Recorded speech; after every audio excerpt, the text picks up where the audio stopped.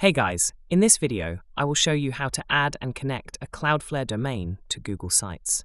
Alright, let's begin. First, open your Google site.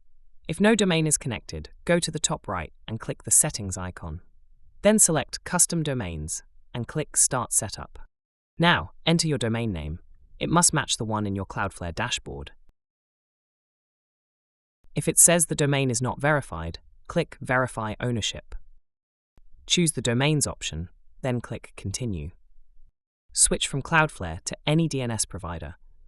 Change the record type from TXT to CNAME. Now head to your Cloudflare dashboard. Click Manage next to your domain and go to Update DNS Configuration. Click Add Record. Select CNAME as the type. For the name field, copy the value from Google Sites and paste it here.